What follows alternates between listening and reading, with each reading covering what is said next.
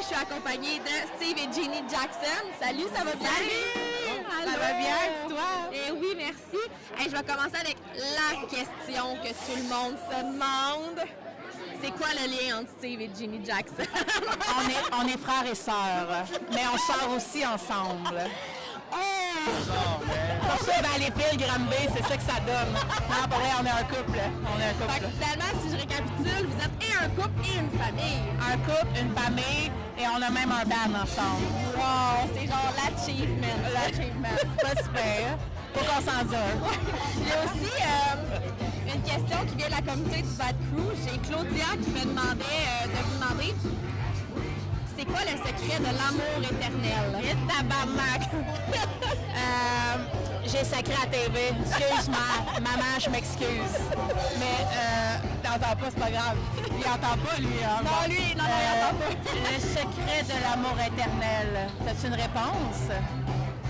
Ben, en fait, quand on s'est rencontrés au début, on est partis en tournée ensemble pendant 2 mois dans une van. Ça faisait même pas comme... Ça faisait combien de temps qu'on était ensemble? C'était comme 6 mois. 6 mois. Puis on est partis en tournée pendant 2 mois ensemble dans une van. Puis on s'est dit ça passe ou ça casse dans le fond. Puis finalement ça a passé. On est encore ensemble. On a fait une couple d'autres tournées dans une van. Mais ouais, ça m'intéresse pour n'importe quel couple, je pense, d'être dans un endroit restreint avec un peu de commodité. Ah oui! C'est sûr. Je voulais savoir aussi, vous avez fait beaucoup de backyard tour. Est-ce qu'on va avoir le droit à une autre tournée 2.0 l'année prochaine, vu le succès que vous avez eu? C'était vraiment le fun. C'est une idée qu'on a eue pendant qu'on revenait de la Californie. Ça faisait comme 4 mois qu'on était partis cet hiver. Ça faisait un bout qu'on n'avait pas vu de monde ici, tu sais. Fait que c'est parti un peu comme ça. Puis finalement, le monde, ils ont tellement bien répondu. Puis les parties étaient tellement cool. Tu sais, le monde, ils nous ont vraiment bien reçus. Puis c'était vraiment le fun. Fait que, il y a des fortes chances qu'on le repasse l'année prochaine parce qu'on a trouvé ça une expérience super enrichissante pour notre band. Puis on a des nouveaux amis, puis on a connu plein de gangs de monde. Fait que, non, je sais pas ce que t'en penses. C'était malade, comme tout résumé. Là, fait que, on a vraiment trippé, on s'est promené beaucoup. Puis je pense que si on essaie la même chose l'année prochaine, il va y avoir beaucoup plus de réponses. Next step. Ouais. Ça a été quoi votre coup de cœur dans cette tournée-là cette année? Ben, c'est vraiment dur à dire parce que chacune des familles avait vraiment eu des affaires vraiment différentes dans plein de places. Mais t'as-tu un coup de cœur? C'est dur à dire. Je pense bien que j'ai eu un coup de cœur. J'ai eu plein de coups de cœur à chaque jour. On a rencontré du monde vraiment cool qui ont fait des affaires vraiment nice pour nous recevoir. Avec toutes les gangs qu'on a vues, tout le monde était là. Puis on avait goût d'être amis avec tous ces gens-là finalement. Il y avait du monde autant un lundi qu'un vendredi, tu sais, puis c'était vraiment cool à chaque show. Là. Chaque place qu'on est allé, c'était un coup de cœur. Est-ce qu'on peut s'attendre à une version full band éventuellement ou si vous allez rester vraiment juste les deux?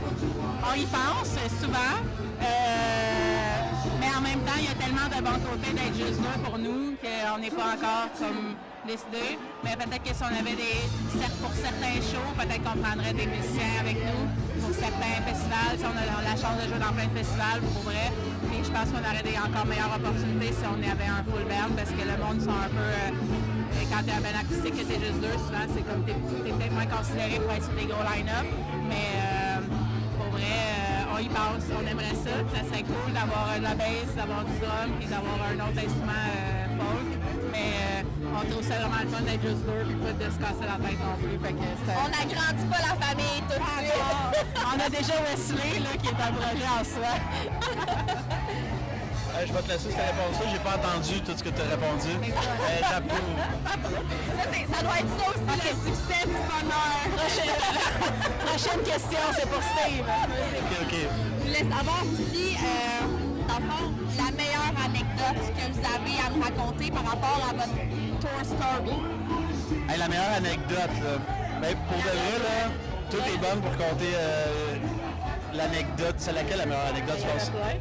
Tu penses à quoi? On ne peut pas compter la même anecdote qu'on a déjà compté dans une anecdote. Je peux en prendre deux. On va faire une exception, je vais en prendre deux. Si vous voulez.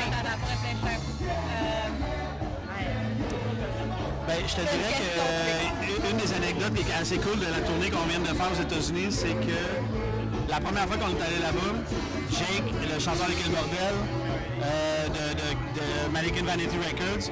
Il nous a enregistré un album, mais comme c'était une surprise, on ne s'attendait pas à ça. Et dans cette tournée-ci, on a tourné un vidéoclip là-bas, en Californie, à San Diego, direct sur le bord de la mer. Puis on s'attendait pas du tout à ça. Puis c'était comme un cadeau, genre. C'est quand même une pas pire anecdote là, qui s'est passée. Absolument. Puis il y a même Wesley, notre chien, dans le vidéoclip, vous irez le voir. C'est 7 billion people qu'on a enregistré à San Diego. Eh bien, je vous remercie beaucoup. Est-ce que tu veux partager une anecdote aussi? T'as-tu compté le premier album ou t'as compté le vidéoclip? Le vidéoclip. Ah. Ben, encore. OK, ben, non, j'ai pas d'autres anecdotes. mais merci. Merci beaucoup. Ben, Merci, le Bad Crew. De toute façon, on va se reprendre l'année prochaine, comme on risque de les revoir l'année prochaine avec leur projet Backyard Tour. Ben, je voulais savoir aussi les prochaines dates où on peut voir jouer éventuellement. Demain, on joue à Valleyfield, mais c'est peut-être un peu vite pour les gens qui écoutent. Encore, oui. Mais le 2 septembre, on joue avec le Petit Béliveau dans un festival de vannes, dans un van fest. Fait que nous, on a une van, on est bien excités, on aime beaucoup le Petit Béliveau, fait qu'on va ouvrir pour lui sur le Mixbus. Fait que ça, c'est très cool. Puis sinon, ben, il y a nos amis de San Diego qui débarquent là, le 14 septembre, fait qu'on a quelques dates avec eux là, sur la route au Québec. Fait que faut regarder nos réseaux sociaux pour voir tous les détails. Ouais, ça bouge vite.